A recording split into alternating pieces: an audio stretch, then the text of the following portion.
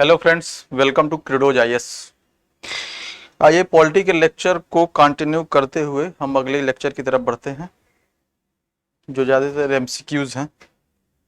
MCQs देने का मतलब ये है कि जहाँ तक हो पॉलिटी के सारे क्वेश्चन से हम टचअप कर लें, ज़्यादातर क्वेश्चन हम लोग टच कर जाएं, क्योंकि स्टेप बाय स्टेप चलने से होगा कि किसी टॉपिक में ज़्यादा क्वेश्चन आते हैं, किसी टॉपिक में कम क्वेश्चन है। 22 पार्ट हैं और यूपीपीसीएस हो चाहे यूपीएससी हो, 22 पार्ट से हमेशा क्वेश्चन नहीं पूछता है। कुछ ज़्यादा भारी पार्ट होते हैं, ज़्यादा जिसको वजन दिया जाता है, उस पार्ट से ही ज़्यादा रेगुलर क्वेश्चन पूछते हैं। उसी को ध्यान में रखते हुए हम आगे के लेक्चर को, एमसीक्यूज को आगे बढ़ाते हैं। आइए स्टार्ट करते हैं।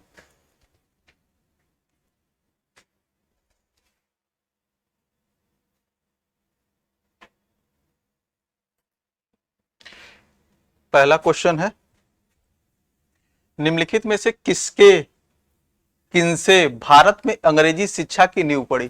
किसके या किनसे अंग्रेजी शिक्षा की नींव पड़ी? पहला कथन है 1813 का चार्टर एक्ट। दूसरा कथन है general committee of public instruction 1823। प्राच्यविद एवं आंग्लविद विवाद। नीचे दिए गए कूटों का प्रयोग करके सही उत्तर चुनिए। पहले में 1 और 2, दूसरे में 2 और तीसरे में 1 3, चौथे में 1 2 3। जहां तक प्रीवियस क्वेश्चन आप लोग देखे होंगे, एक बार एक क्वेश्चन आपसे गो थ्रू हो चुका होगा।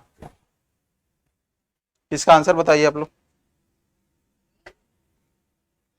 कमेंट बॉक्स में दीजिए। इसका आंसर है डी, तीनों। आइए थोड़ा सा विश्लेषण करते हैं। 1813 में चार्टर अधिनियम के तहत भारतीय शिक्षा प्रसार के लिए प्रतिवर्ष 1 लाख रुपए का प्रावधान करने का प्रस्ताव किया गया। 1823 में पब्लिक इंस्ट्रक्शन कमेटी बनाई गई, जिसमें 10 यूरोपीय सदस्य थे।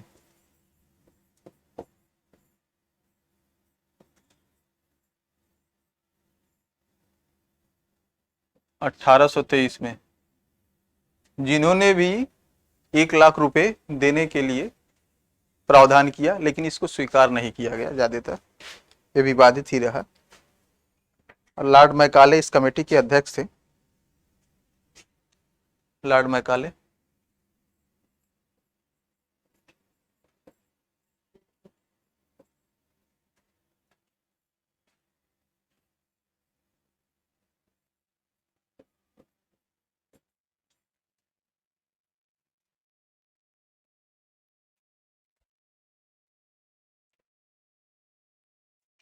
तीसरा प्राच्यविद एवं आंग्लविद में तो विवाद आप जानते ही हैं। प्राच्यविद आंग्लविद में विवाद पहले भी चलता था, आज भी चलता आ रहा है, खास करके यूपीएससी यूपीपीसीएस के सिलेक्शन में। समय के साथ साथ ये विवाद और बढ़ता जा रहा है, लेकिन ज्यादातर देखा जाए प्रभावकारी आंग्ल विवाद ही रहा है, आंग्ल लोग ही रहे हैं। रिजल्ट आप लोग देखते ही होंगे। इस नाते कथन तीनों सही है। आइए दूसरे क्वेश्चन की तरफ बढ़ते हैं। फिर उसी से संबंधित क्वेश्चन है, लेकिन वो व्यापार से संबंधित क्वेश्चन है।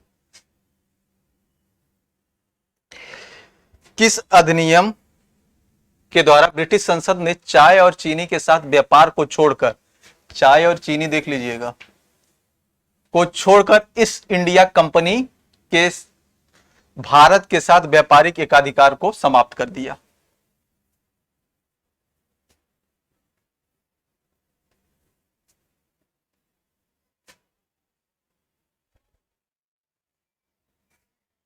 चाय या चीनी हमने इस वजह से कहा, ज्यादातर चीन है। ज्यादातर क्वेश्चन में कभी कभी कंफ्यूजन बना के बिहार पीपीसीएस में क्वेश्चन चीनी पूछ चुका है, इस पे लोग कंफ्यूज करके आंसर मार दिए हैं। तीनों देखा जाए, तीनों तो चारों ऑप्शन नियरेस्ट लगते हैं 1813, लेकिन सबसे ज्यादा कंफ्यूजन वाला ऑप्शन यही तीनों है। इसके आंसर को 1813 चार्टर अधिनियम के तहत चाय और चीन के साथ व्यापार को छोड़कर ईस्ट इंडिया कंपनी के भारत के साथ व्यापारिक एकाधिकार को समाप्त कर दिया गया। ईस्ट इंडिया कंपनी सिर्फ चाय और चीन के साथ व्यापार कर सकती थी, और व्यापार को छोड़ के अन्य व्यापारियों को यह अन्य व्यापारियों के लिए यह प्रावधान कर दिया गया कि वो और व्यापार कर सकते हैं। सिर्फ चाय पे ईस्ट इंडिया कंपनी का एक अधिकार रहेगा और चीन के साथ व्यापार पे, चीन के साथ चाय पे नहीं, सभी व्यापार पे ही रहता है इस वजह से। चलिए तीसरे क्वेश्चन की तरफ बढ़ते हैं। सर्वोच्च न्यायालय की स्थापना के संबंध में निम्नलिखित में से कौन से कथन सही हैं? कलकत्ता में सर्वोच्च न्यायालय की स्थापना 1773 के रेगुलेटिंग एक्ट के द्वारा की गई थी। लेमेस्टर इस न्यायालय के प्रथम मुख्य न्यायाधीश थे। नीचे दिए गए कूट से सही उत्तर का चयन करें। केवल एक, केवल दो, दोनों, एक और दो, न तो एक और न ही दो।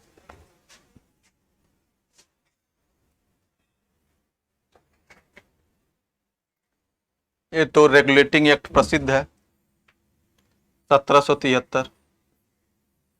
इसके तहत बंगाल का गवर्नर जनरल बना वारेन हेस्टिंग।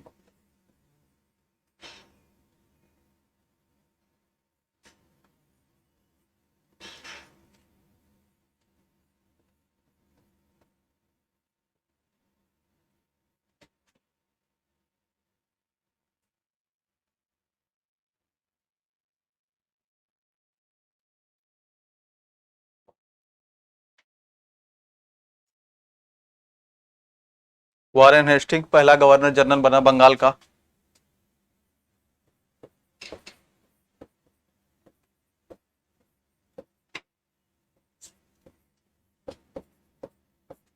उसी समय कलकत्ता में उच्चतम न्यायालय का गठन हुआ।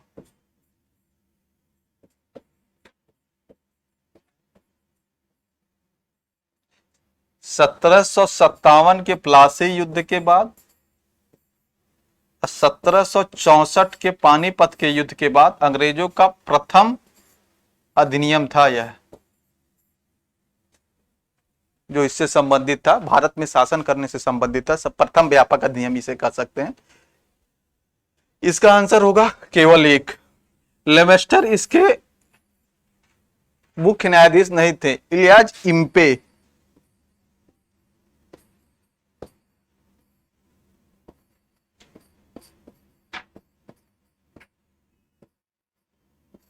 प्रथम मुख्य न्यायाधीश थे इसके, मतलब इसके प्रथम मुख्य न्यायाधीश थे। और ये चौथा क्वेश्चन, निम्नलिखित में से किस अधिनियम द्वारा संवैधानिक निरंकुशता का सिद्धांत प्रवृत्त किया गया? 1909 भारतीय काउंसिल अधिनियम, 1919 भारत सरकार अधिनियम, 1935 है, ये 1035 लिखा गया, गलती से प्रिंट टाइप में प्रॉब्लम आ गई। 1035 नहीं है, 1935 है। इसको संशोधन आप लोग कर लीजिएगा। 1935 भारत सरकार अधिनियम, 1947 भारतीय स्वतंत्रता अधिनियम।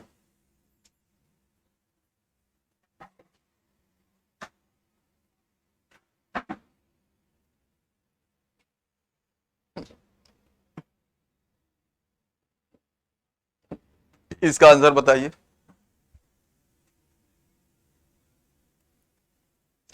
इसका आंसर होगा 1935 भारत सरकार अधिनियम। भारत सरकार अधिनियम इस नाते 1935 इस वजह से होगा क्योंकि उसी वक्त भारतीय सरकार अधिनियम 1935 भारतीय संविधान के निर्माण में बहुत बड़ा योगदान करता है। उसी समय संघीय शासन व्यवस्था, केंद्र सशक्त केंद्र की व्यवस्था, उसके बाद उच्चतम न्यायालय, संघीय न्यायालय की व्यवस्था की गई। और उसी समय ब्रिटिश सरकार द्वारा सबसे विस्तृत शासन अधिनियम था, जो संवैधानिक संशोधनों से, असंवैधानिक अधिकारों से संबंधित था। इसी वजह से संवैधानिक निरंकुशता का सिद्धांत प्रवृत्त 1935 से होता है। 1035 लिखा गया है लेकिन है 1935।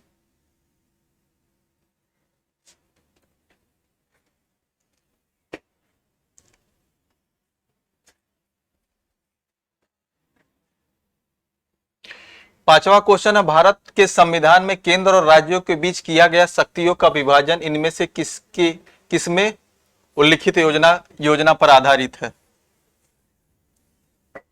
वेल नोन क्वेश्चन है। पिछला क्वेश्चन देखते हुए आप इसको बता सकते हैं, क्योंकि चौथे क्वेश्चन में भी कहीं ना कहीं उसका लिंक है। संघीय व्यवस्था, केंद्र, सशक्त केंद्र व्यवस्था, संघीय न्यायालय की व्यवस्था, कई प्रावधान, उपचुनाव के प्रावधान, अन्य चीजों का वर्णन किया गया था। और 1932 में वही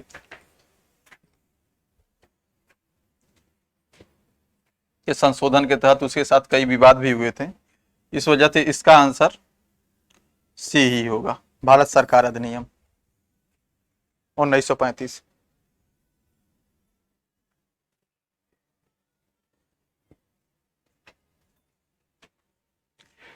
छठवां क्वेश्चन है,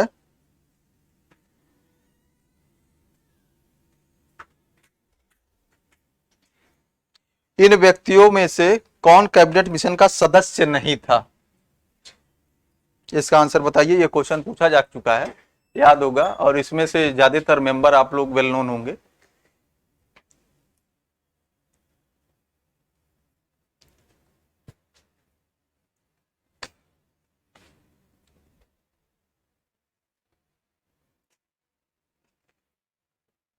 इसका आंसर ये है, William would. Pethick Lawrence cabinet mission के सदस्य थे। स्टैफर्ड क्रिप्स कैबिनेट मिशन के सदस्य थे। एबी अलेक्जेंडर, बल्कि स्टैफर्ड क्रिप्स इसके अध्यक्ष थे कैबिनेट मिशन के। तो इसका आंसर ए होगा। William would he cabinet mission से संबंधित नहीं थे या कैबिनेट मिशन के सदस्य नहीं थे।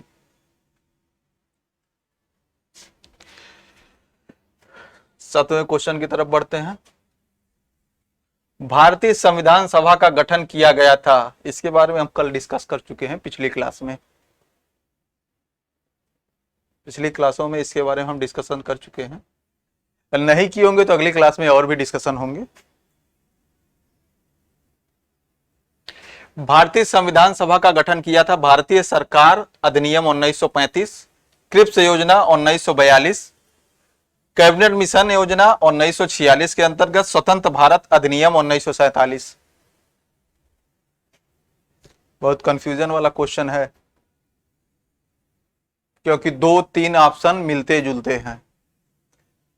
संघीय व्यवस्था, संघीय न्यायालय की व्यवस्था 1935, संघीय सशक्त संघीय सरकार की व्यवस्था 1935 की गई। क्रिप्स मिशन तो भेजा गया, जान ही नहीं उसके बारे में कैबिनेट मिशन क्या है। और स्वतंत्रता के बाद ही 1947 में ही 1946 में अपना संविधान सभा का गठन हुआ था।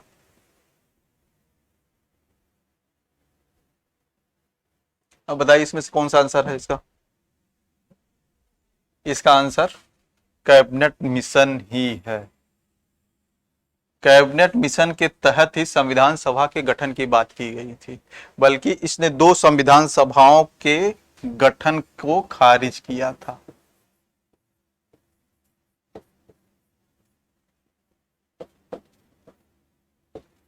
दो संविधान सभा के गठन को खारिज किया था।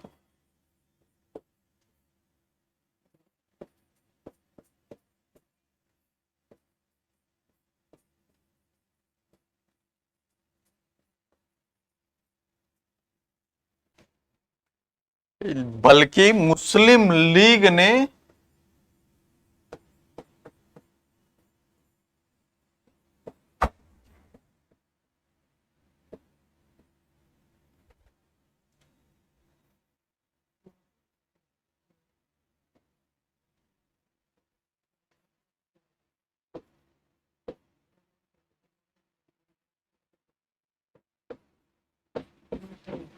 लीग ने 2 संविधान सभाओं के गठन को स्वीकार किया था।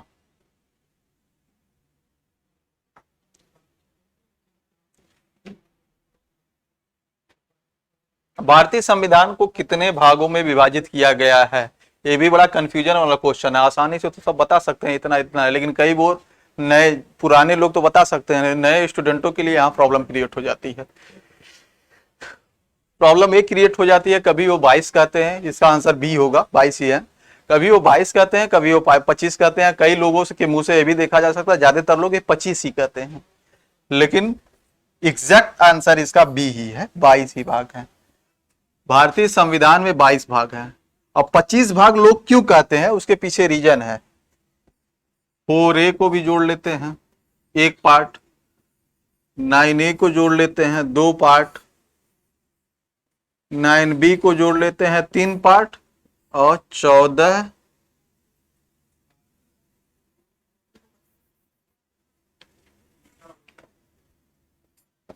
14A को भी जोड़ लेते हैं एक भाग। इस वजह से 22 4 26, वैसे तो 22 4 26 हो जाएंगे। 22 + 4 = 26। लेकिन इन 22 भागों में 4A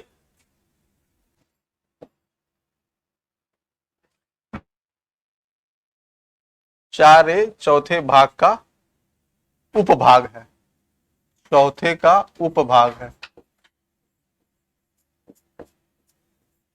9A भी 9वें भाग का उपभाग है, 9B भी 9वें भाग का उपभाग है। 9A आप समझते होंगे 74वां संविधान संशोधन, और 9B कल बताए थे 97 सहकारिता, और 14 ये ट्रिब्यूनल से संबंधित है, अधिकरण से संबंधित है।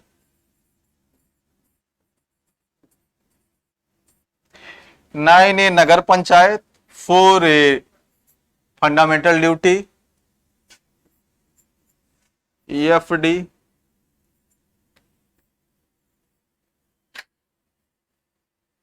Municipal,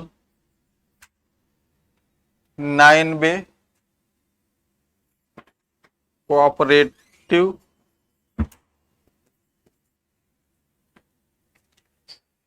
14A tribunal. लेकिन इसके हैं एग्जैक्ट भाग 22 ही हैं। 22 भाग, 12 अनुसूचियां, 395 अनुच्छेद, कई अनुच्छेद जुड़े भी, कम भी हुए, निश्चित भी हुए, लेकिन जोड़ा जाएगा और 395 ही है। आगे बढ़ते हैं। नौवां मिलाने से संबंधित है, सुमेलित कीजिए, कौन सा सुमेलित नहीं है, कौन सा सुमेलित है।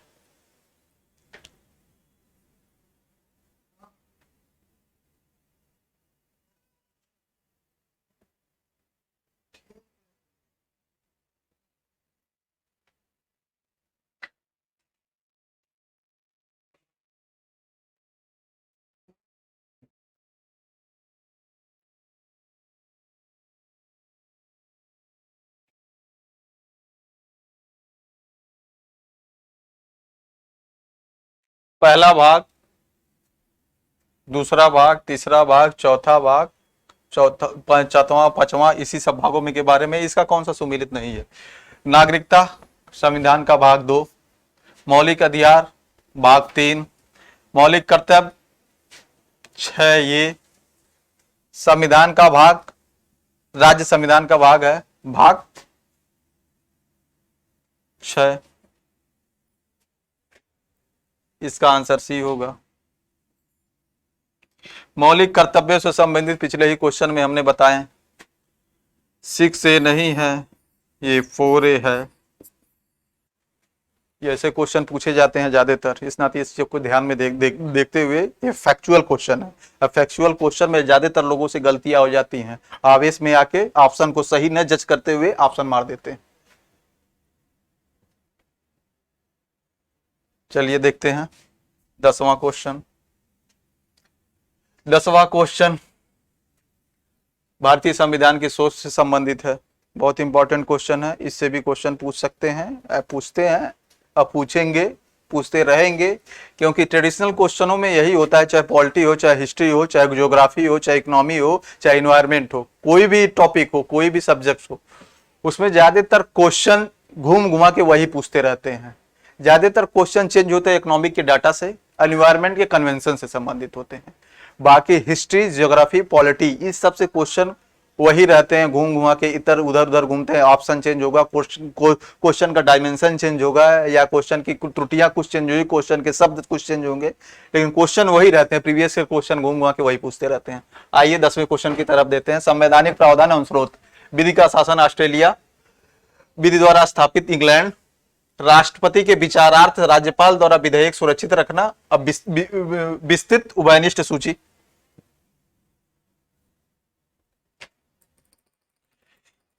एक चीज मिला लीजिए, दो चीज मिला लीजिए, सारे ऑप्शन लग जाएंगे। पहला होगा विधि का शासन। विधि का शासन अनुच्छेद 14। 14 में तीन चीजें हैं। विधि का शासन, तीन नहीं दो ही मान के चलिए, क्योंकि तीसरी चीज को मैं 22 20 21 22 में ले जाना चाहता हूं। विधि का शासन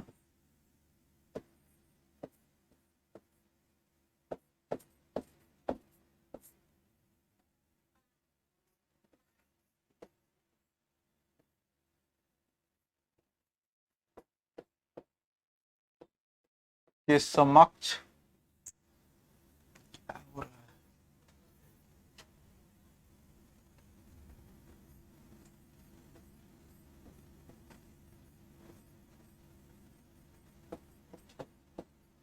के समक्ष समान संरक्षण, ये आपका लिया गया है ब्रिटेन से। ये आपका लिया गया यूएसए से। तो आ जाए विधि का शासन 1 का 2। अब वही कहना विधि द्वारा स्थापित प्रक्रिया।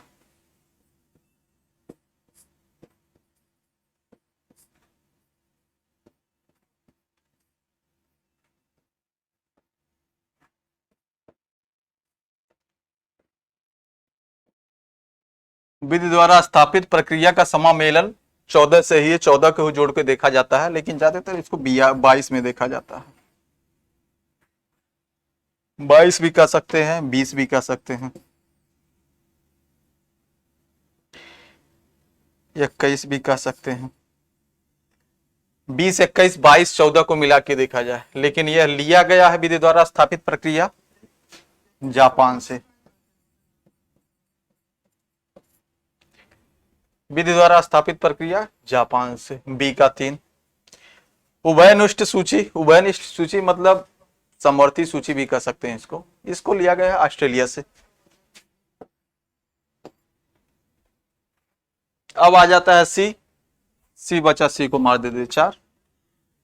ए का 2, बी का 3, सी का 4। ए का 2, बी का 3, सी का 4, डी का 1। ऑप्शन हो गया डी, आंसर हो गया इसका डी। क्वेश्चन देख लीजिए आप लोग।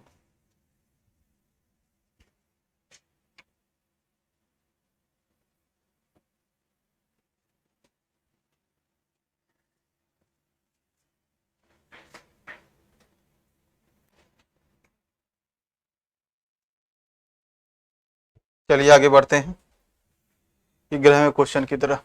11वां क्वेश्चन भी सम्मिलित करने के लिए जो अनुसूचियों से है। कितनी अनुसूचियां हैं?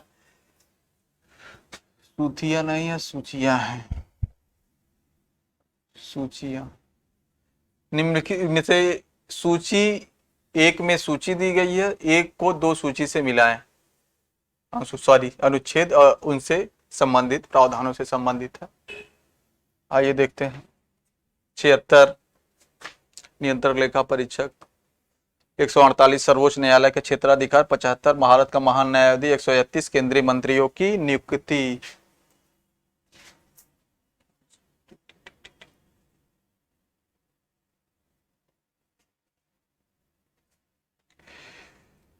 इसको भी एक मिलाएंगे, सब मिल जाएगा।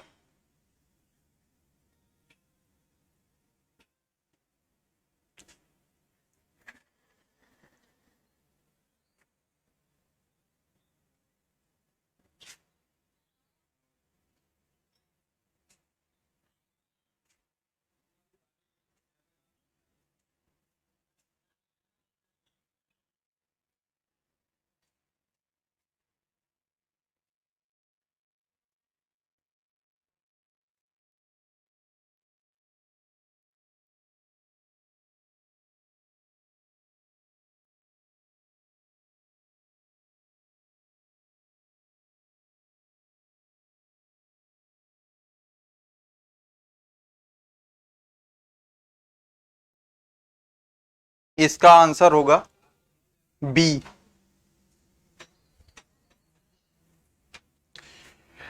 76 महान न्यायाधीश से संबंधित है, 148 नियंत्रक लेखा परीक्षक से संबंधित है, 75 केंद्रीय मंत्रियों की नियुक्ति से संबंधित है, और 131 सब जानते हैं न्यायालय के क्षेत्राधिकार से है, जो मूल क्षेत्राधिकार है इसके, न्यायालय के क्षेत्राधिकार से संबंधित है।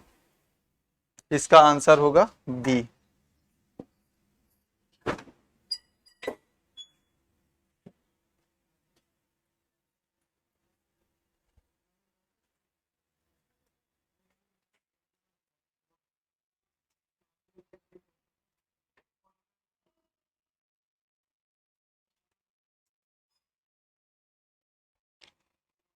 अब आते हैं 12वें क्वेश्चन की तरफ। संघीय सूची में कितने प्रविष्टियां हैं, राज्य सूची में कितने प्रविष्टियां हैं, समवर्ती सूची में कितने प्रविष्टियां हैं, इसके बारे में बताइए।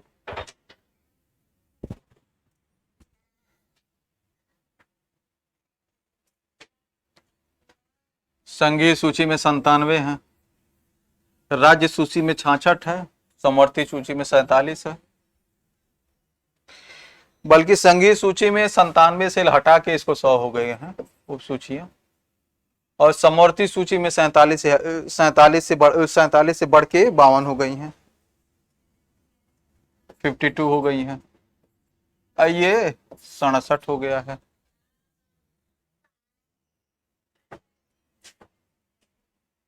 आइए बढ़ते हैं 13वें क्वेश्चन की तरफ।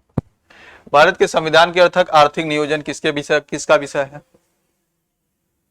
संघ सूची, राज्य सूची, समवर्ती सूची के बारे में आप लोगों ने देख लिया। उसके बाद यह किससे संबंधित है, राज्य सूची से संबंधित है, संघ सूची से संबंधित है, समवर्ती सूची से संबंधित है, किसी सूची में निर्दिष्ट नहीं है। किसी सूची में निर्दिष्ट न होने का तात्पर्य यह भी कह सकते हैं अवशिष्ट शक्तियां।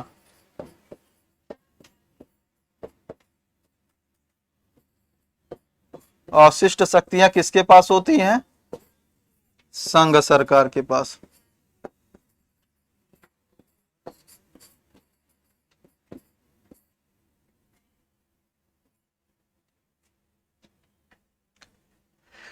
इसका आंसर बताइए। इसका आंसर होगा सी, समवर्ती सूची।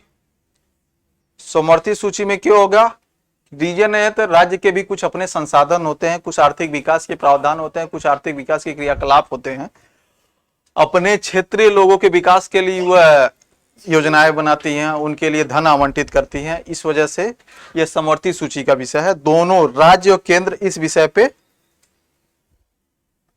नियम कानून बना सकते हैं या योजनाएं लागू कर सकते हैं।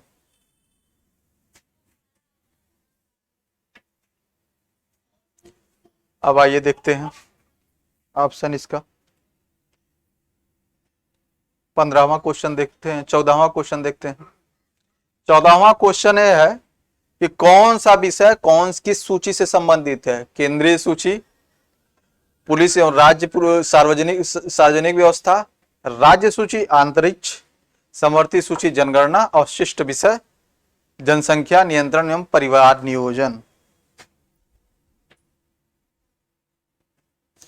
इसके बारे में आप लोग आंसर बताइए, क्योंकि इसमें भी एक ट्रिक है, आराम से इसका क्वेश्चन का आंसर आप लोग ढूंढ सकते हैं, बता सकते हैं। एक बार क्वेश्चन आप लोग ध्यान से देख लीजिए, क्योंकि मिलाने के लिए ज्यादातर क्वेश्चन पूछता है ऐसे क्वेश्चन, अब इसमें लोग ज्यादातर फंसते हैं। लेकिन इसके चारों के चारों ऑप्शन, चारों की चारों सूचियां एकदम क्लोज है।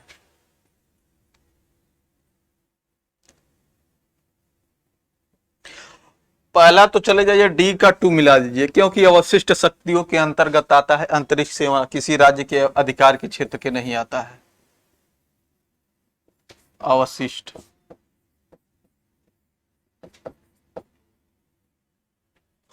पुलिस और सार्वजनिक व्यवस्था, सुप्रीम कोर्ट का ऑर्डर हमेशा सुनते रहे होंगे। कोई मूवी, पद्मावत मूवी लगी, कोई मूवी लगी तो उसे सुप्रीम कोर्ट, हाई कोर्ट यह कहती है कि कानून व्यवस्था बनाए किसी चीज को लिए। जन स्वास्थ्य को अभी कोरोना काल में भी सुप्रीम कोर्ट ने यही कहा कि पुलिस व्यवस्था, सार्वजनिक व्यवस्था को समुचित रूप से कहे राज्य सरकार ने।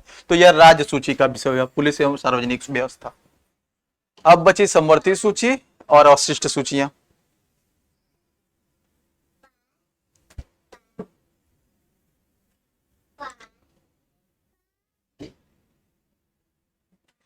बाकी दो मिला लीजिए, सी का 1, सी का 1 यहाँ है, और डी का 2, डी का 2, सी का 1, डी का 2,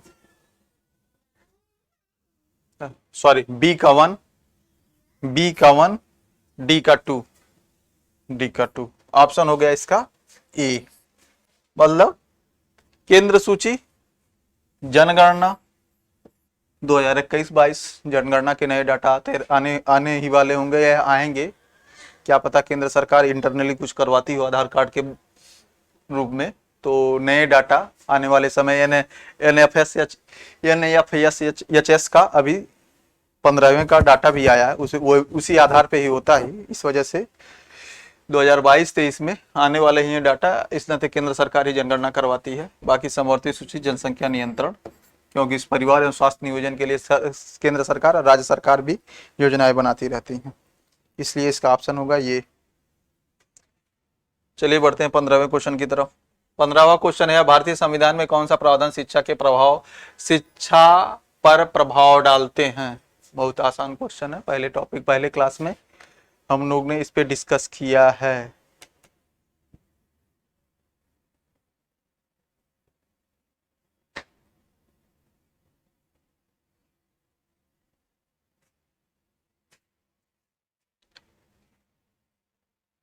इसके सारों के सारे ऑप्शन सही है, ये भी प्रीवियस ईयर के क्वेश्चन के टाइप का है, इसने तो इसके सारों के सारों ऑप्शन सही है। 1 2 3 4 5।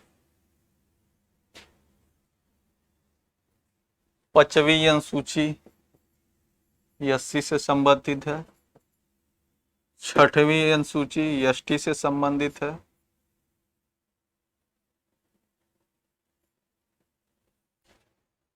राज्य के नीति निषेध तत्वों में जानते हैं, ग्रामीण स्थानीय शासन में जानते ही हैं कि वो शिक्षा की प्रभाव ही करेगा। मैं इसको इस नाते बता रहा हूं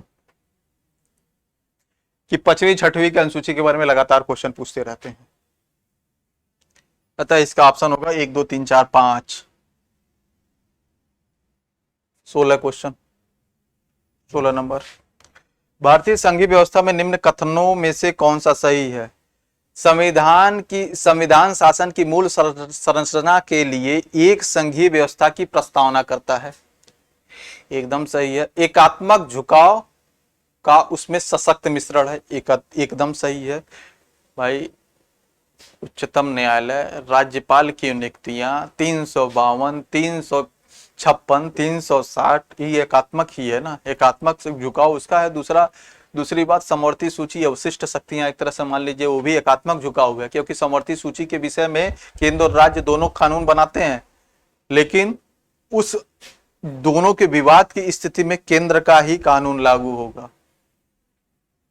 और तीसरा हो गया आपका 280 वित्त आयोग का गठन। हालांकि राज्य वित्त आयोग का भी गठन होता है, लेकिन राज्यों को आवंटन का ज्यादा आश्रितता केंद्र सरकार की होती है, इस वजह से एकात्मक भी है। प्रस्तावना मूल संरचना, संविधान की मूल संरचना के लिए एक संघीय व्यवस्था की प्रस्तावना करता है।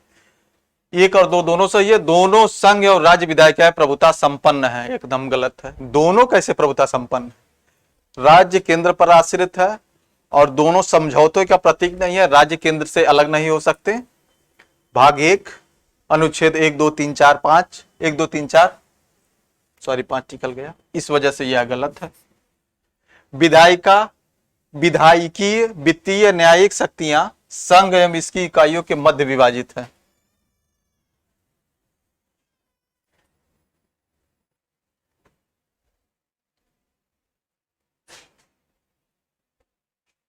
नहीं विभाजित है,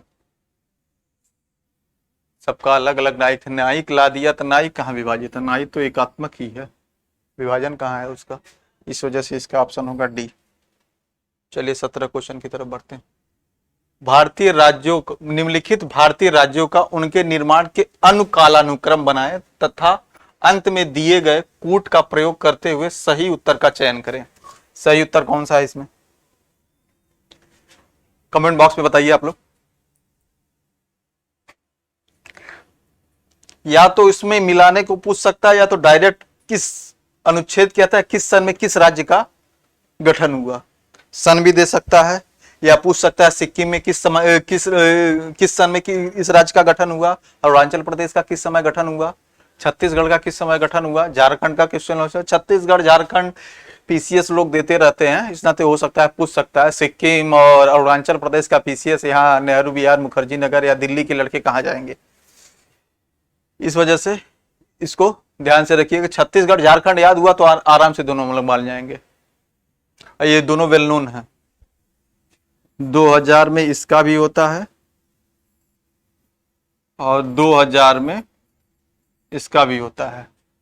1975 में इसका होता है, 1987 में इसका होता है। सिक्किम से वेल नोन क्वेश्चन है, आंसर इसका डी बी होगा। इस वजह से सिक्किम से वेल नोन क्वेश्चन ये पूछता है कि सिक्किम राज्य का गठन किस संशोधन के तहत हुआ। इसमें दो संशोधन है, 35-36 दोनों, 35 और 36। 35 के तहत सिक्किम का तो गठन हुआ, लेकिन उसे पूर्ण राज्य का दर्जा नहीं दिया गया। 36 के तहत पूर्ण राज्य का दर्जा सिक्किम को दिया गया।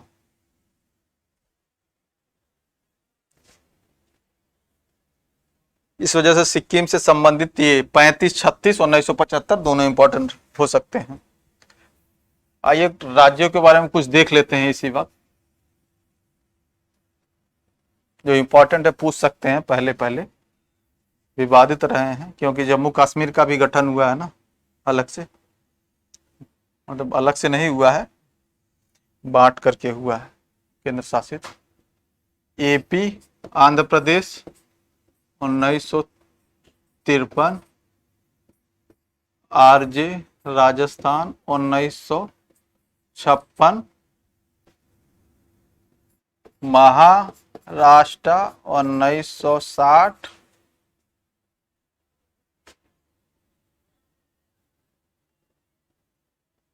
ये सन देख लीजिए आप लोग।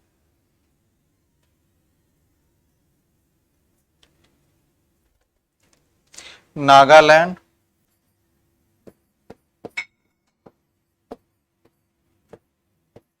1963, हरियाणा 1966, 1966, हिमाचल 1971, 71, मेघालय 72, मेघालय 72, बाकी 75 देख ही लिए हैं। 75 हो गया, उसके बाद से आप 87, ये 75, ये 87। आगे बढ़ते हैं 18वें क्वेश्चन की तरफ। भारतीय संविधान का कौन सा अनुच्छेद संवैधानिक प्रावधानों को संघीय संसद राज्य विधान पालिकाओं द्वारा बनाए गए नियमों कानूनों पर प्राथमिकता प्रदान करता है?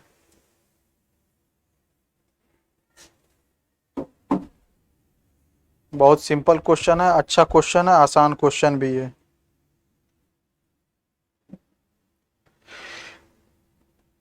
इसका आंसर होगा ए, अनुच्छेद 13। अनुच्छेद 13 जो है न्यायपालिका को पुनरावलोकन की शक्ति प्रदान करता है, जिसके तहत राज्य और केंद्र सरकार द्वारा बनाए गए नियमों कानूनों को पुनरीक्षण कर सकता है या जांच कर सकता है, जहां वो मूलाधिकारों की हनन के बारे में बात करते हैं। 32 जान रहे हैं, रिट जारी करने का अधिकार जान रहे हैं।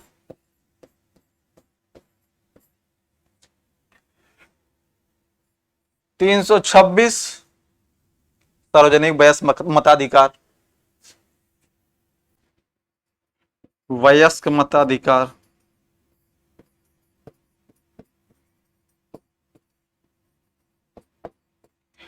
45 विधायिका से संबंधित है, विधायी संबंधों से संबंधित है केंद्र राज्य के बीच।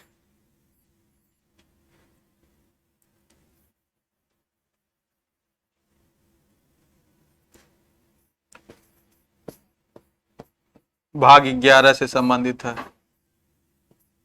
विधायी केंद्र राज्य संबंध के बारे में बताता है। भाग 11।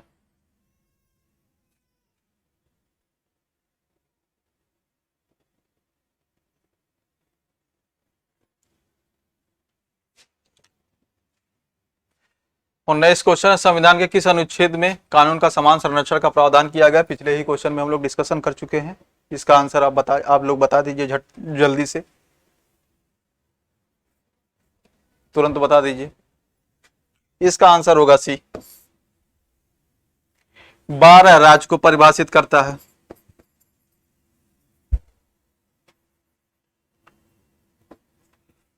राज्य की को परिभाषा है इसमें।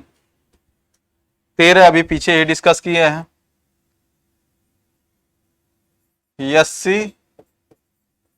SC supreme court high court के न्यायिक पुनरीक्षण की शक्ति देता है केंद्र राज्य नियमों कानूनों पर। 14 विधि के समान संरक्षण है।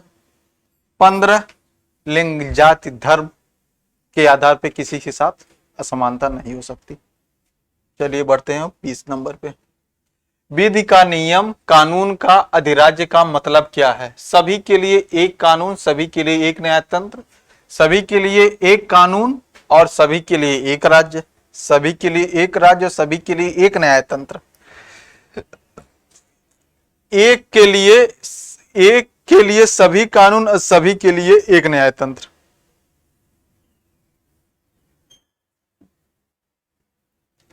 चौदहवें अनुच्छेद की बात कर रहा है। सॉरी 14 आर्टिकल 14 की बात कर रहा है। विधि का नियम जो 2 आधारों पे है।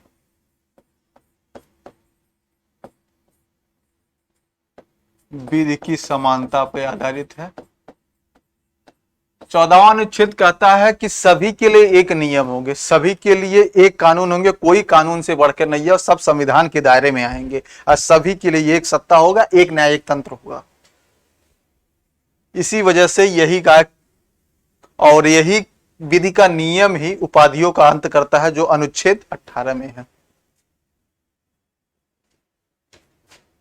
इस वजह से इसका ऑप्शन ए होगा। सभी के लिए एक कानून और सभी के लिए एक राज्य। जब सभी के लिए एक कानून होगा तो सभी के लिए एक राज्य कहां से होगा? सबको एक अलग राज्य का दर्जा देंगे, अलग अलग नियम कानून होंगे, अलग अलग प्रावधान होंगे तो प्रॉब्लम क्रिएट होगी, क्लैश होंगे ज्यादातर। इस वजह से यह ऑप्शन गलत है। सभी के लिए एक राज्य और सभी के लिए एक न्यायतंत्र, ये भी है प्रॉब्लम। यही उलट दिया है, यही उलट दिया है। एक न्यायतंत्र यही उलट दिया है, बी ऑप्शन को ही उलट दिया है, वर्ड से किल गया है। एक के लिए सभी कानून और सभी के लिए एक न्यायतंत्र। एक के लिए सभी कानून होंगे। जब सभी के लिए समान कानून होंगे तो एक के लिए स्पेशली सभी कानून क्यों होंगे? एक अपराधी है तो समाज उसके सभी अपराधी नहीं है, या सभी समाज अपराधी नहीं है तो खाली एक व्यक्ति ही अपराधी है। सभी कानून एक ही व्यक्ति के लिए नहीं होंगे। कानूनों का निर्माण सभी व्यक्तियों के लिए समान रूप से होगा, सभी व्यक्तियों के लिए समान रूप से।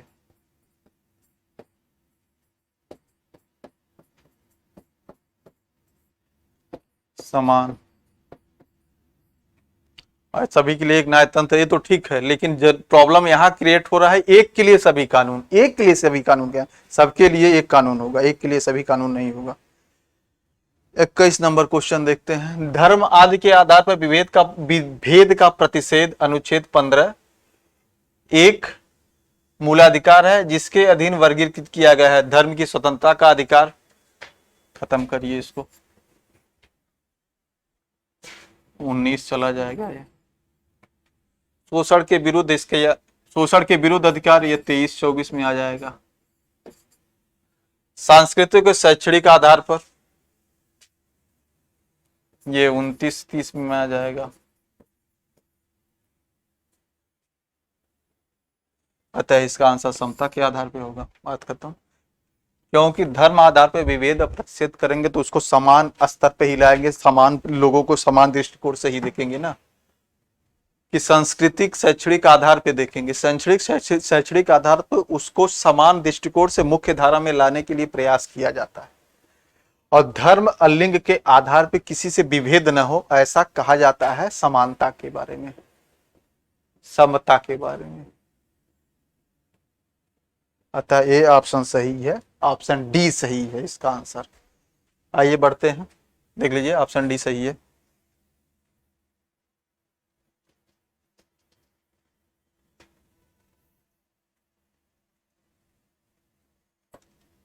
बाईस अनुसूचियों से संबंधित है। 12 अनुसूचियां होती हैं, एक क्वेश्चन पक्का रहते हैं इसमें, किसी सेक्शन से पूछ लेगा।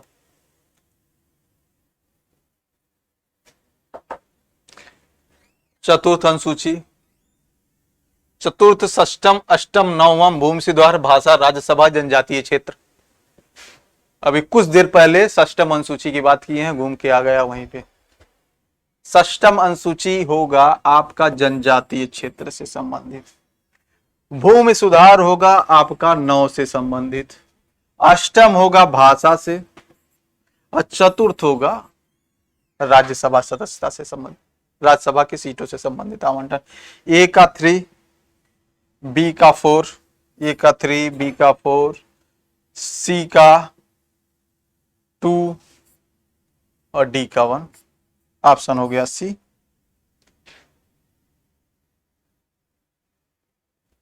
चलते हैं 23वें क्वेश्चन की तरफ।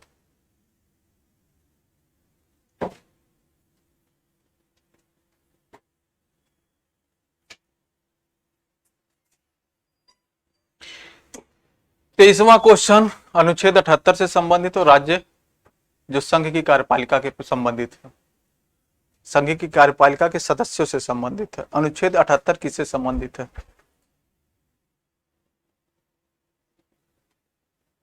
लोकसभा के अध्यक्ष से संबंधित है, राज्यसभा के सभापति से संबंधित है, नियंत्रक महालेखा परीक्षक से संबंधित है, प्रधानमंत्री के दायित्वों से संबंधित है। किसके दायित्व से संबंधित है कमेंट करके बताइए।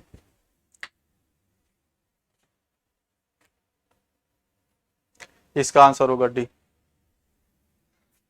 प्रधानमंत्री के दायित्वों का संबंध अनुच्छेद 78 से हुआ है। अपने दायित्वों का निर्वहन अपने मंत्रिपरिषद के सहयोग से सहायता से करता है और समय समय पर वह राष्ट्रपति को इसके बारे में सूचना प्रदान करते रहता है। वो कार्यकलापों के बारे में या किसी भी चीज के बारे में वो अपने दायित्वों का निर्वहन करता है। और मंत्रिपरिषद, प्रधानमंत्री मंत्रिपरिषद का सर्वे सर्वा होता है। अतः अनुच्छेद डी, अनुच्छेद 78 ऑप्शन डी आंसर। अब आ जाए कैबिनेट का तात्पर्य।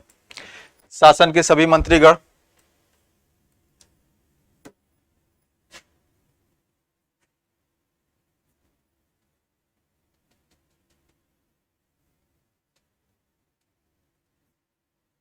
दूसरा, कैबिनेट स्तर के मंत्री अपने सचिवों के साथ कैबिनेट स्तर के मंत्री राज्य मंत्रीगण।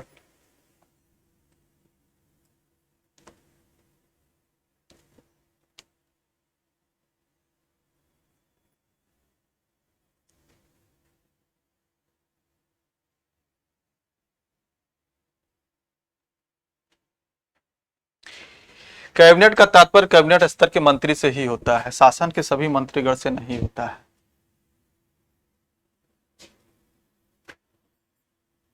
और सचिवों का उससे संबंधित नहीं है। सचिव को अपने सचिवों के साथ कैबिनेट स्तर के मंत्री, जब सचिवों का संबंध कैबिनेट स्तर के मंत्रालय से संबंधित है, राज्य मंत्रीगण उसके अधीन नहीं आते। कैबिनेट मंत्री या मंत्रिमंडल का, कैबिनेट मंत्री या मंत्रिमंडल, मंत्रिमंडल या कैबिनेट का प्रावधान 44वें संविधान संशोधन द्वारा अनुच्छेद 322 में पहली बार किया गया। बाकी में मंत्रिपरिषद का प्रावधान किया गया है। अतः इसका ऑप्शन बी होगा, न कि ये होगा न कि डी होगा।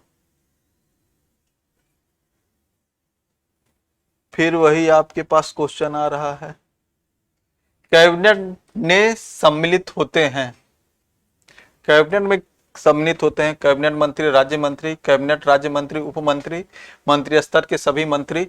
इसको तो तुरंत खारिज कर दीजिए। और जब यहां राज्य मंत्री दे दिया है, उप मंत्री दे दिया है, तब बातें नहीं बनती है। केवल कैबिनेट मंत्री हिसाबिन करते हैं। अनुच्छेद 352 की बात मैं भी कर रहा है। 44वां संविधान संशोधन अनुच्छेद 352 के तहत कैबिनेट और मंत्रिमंडल का प्रावधान किया है।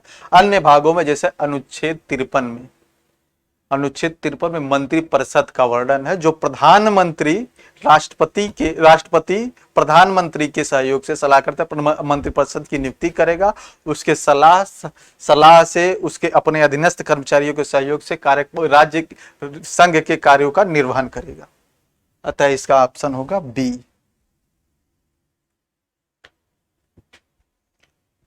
मंत्रिमंडल शब्द का एक ही बार प्रयोग हुआ है।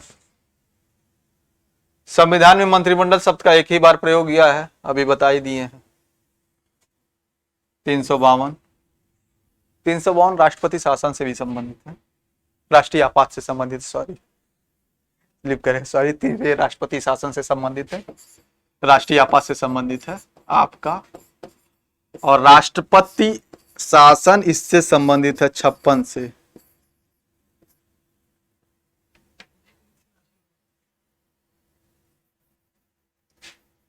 अनुच्छेद 76 के बारे में अभी पीछे ही कुछ क्वेश्चन में हमने डिस्कस किया है।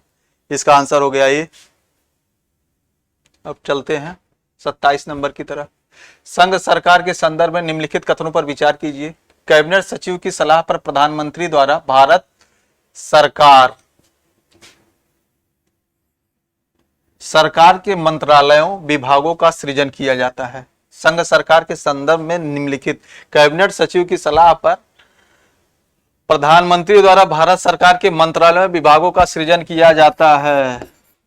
मंत्रालय काट दीजिए तुरंत। हर एक मंत्रालय को प्रधानमंत्री की सलाह पर भारत के राष्ट्रपति, यहां मिसप्रिंट हो गया है, मिसटाइप हो गया है, यह राष्ट्रपति है, द्वारा किसी मंत्री को प्रदान किया जाता है। उपयुक्त कथनों को देखते हुए कौन सा सही आंसर है? मंत्रालय कभी भी प्रधानमंत्री कैबिनेट सचिव की सलाह पर नहीं करेगा। जब कभी भी वो करेगा, चाहे मंत्री को हटाएगा, चाहे लाएगा, नए विभागों को सृजन करेगा, इसके बारे में अनुच्छेद 78 के तहत वह राष्ट्रपति से ही सलाह करेगा। और राष्ट्रपति अनुच्छेद 52 के तहत अपने अधीनस्थों के द्वारा ही विभागों और कार्यों का निर्वहन करेंगे। अतः ये पहला गलत है, दूसरा सही है, क्योंकि यहां राष्ट्रपति दिया गया है। केवल बी सही है। चलते हैं 28वें क्वेश्चन की तरह। निम्नलिखित में से कौन सा एक प्रस्ताव मंत्रिपरिषद द्वारा लाया जाता है? मंत्रिपरिषद द्वारा लाया जाता है। कौन सा प्रस्ताव भारत में मंत्रिपरिषद कर सकती है? मंत्रिपरिषद अविश्वास प्रस्ताव कभी नहीं करेगी, भर्तर्सना प्रस्ताव कभी नहीं करेगी, क्योंकि वो सरकार के साथ ही रहेगी। स्थगन प्रस्ताव नहीं करे। स्थगन प्रस्ताव तो कोई भी कर सकता, विपक्ष ही ज्यादातर करता है। स्पेशल मुद्दों पे, विशेष मुद्दों पर 2.5 घंटे के लिए, 2.5 घंटे नहीं, 2 घंटा 30 मिनट यहाँ कहते हैं, कर सकते हैं। और विश्वास प्रस्ताव ही अपने सरकार के पक्ष में, अपने सरकार को बचाने के लिए, अपने सरकार के पक्ष में लोगों को लाने के लिए विश्वास प्रस्ताव लाती है। इसका ऑप्शन डी होगा। चलते हैं 19 नंबर क्वेश्चन की तरफ। 29 नंबर। किस सदन के सदस्यों द्वारा बहुमत में अविश्वास प्रस्ताव पास होने पर मंत्रिपरिषद को त्यागपत्र देना पड़ता है?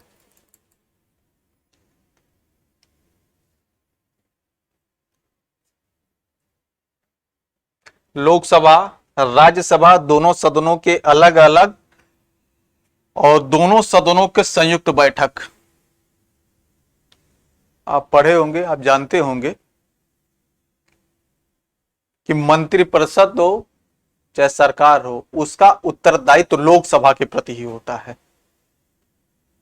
इस वजह से लोकसभा में ही मंत्रिपरिषद के अगेंस्ट या विपक्ष में अविश्वास प्रस्ताव लाने पर ही मंत्रिपरिषद को त्यागपत्र देना पड़ता है, त्याग देना पड़ता है। अतः ऑप्शन ए सही है, न कि बी सी डी, ये सही है। 30 नंबर क्वेश्चन, निम्नलिखित कथनों पर भारत का महान न्यायवादी, विचार कीजिए भारत के न्यायवादी के बारे में। पहला, लोकसभा की कार्यवाही में भाग ले सकता है, लोकसभा की किसी भी समिति का सदस्य हो सकता है, लोकसभा में बोल सकता है।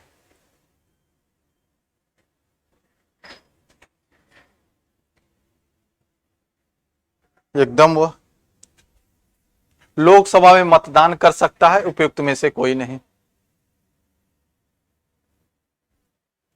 कर्तव्यों का निर्वहन को देखते हुए देखा जाए तो लोकसभा की कार्यवाही में भाग अवश्य लेता है, लोकसभा की किसी भी समिति का सदस्य हो सकता है और लोकसभा में बोल भी सकता है, क्योंकि अंततः महान न्यायवादी सरकार और मंत्रिपरिषद का महान न्यायिक सलाहकार होता है। राष्ट्रपति का न्यायिक सलाहकार उच्चतम न्यायालय का मुख्य न्यायाधीश होता है और सरकार का, प्रधानमंत्री का, मंत्रिपरिषद का न्यायिक सलाहकार महान न्यायवादी ही होता है केंद्र स्तर पे। इस वजह से ये तीनों सही है। और चौथा ऑप्शन गलत है, उसे मतदान का अधिकार नहीं है। उसके पीछे रीजन है क्योंकि वह जनता द्वारा प्रत्यक्ष रूप से निर्वाचित नहीं होता है, यही सबसे बड़ा रीजन है। और उसके अनुच्छेद में भी, उसके कार्यों में भी यह उल्लेख किया गया है, संविधान में भी उल्लेख किया गया है। 31 की तरफ बढ़ते हैं। निम्नलिखित में किसे संसद को संबोधित करने का अधिकार प्राप्त है? अधिकार प्राप्त है, पिछले ही क्वेश्चन में हमने बताया, 30वें नंबर क्वेश्चन में। इसका आंसर होगा ये, मुख्य चुनाव आयुक्त को कोई अधिकार नहीं है, उसका तो अधिकार है। और मुख्य न्यायाधीश को संबोधित करने का अधिकार सिर्फ राष्ट्रपति को है, प्रधानमंत्री को नहीं। क्योंकि हायरार्की में देखेंगे, अगर जो उच्चासीन अधिकारी भारत का प्रथम नागरिक राष्ट्रपति, उसके बाद देखेंगे तब भी वो प्रधानमंत्री से ऊपर ही आता है। अतः यह नहीं है। राष्ट्रपति राष्ट्रीय सुरक्षा सलाहकार को भी नहीं है, वो तो सुरक्षा के बारे में सलाह देता है। इसका आंसर यही है। 32 नंबर पे पहुंचते हैं। एक वर्ष में कम से कम कितनी बार संसद की बैठक होना आवश्यक है? अनुच्छेद 85(1) के तहत एक वर्ष में 6 माह के अंतर पर कम से कम 2 बार बैठक होना आवश्यक है, कम से कम 2 बार। अनुच्छेद 85(1) याद रखिएगा।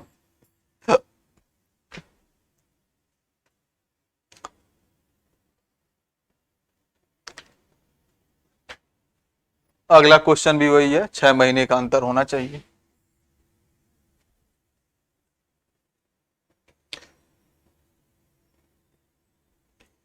आज 33 क्वेश्चन आपके साथ एमसीक्यूज डिस्कस हुए। इसके साथ आप लोगों को थैंक यू।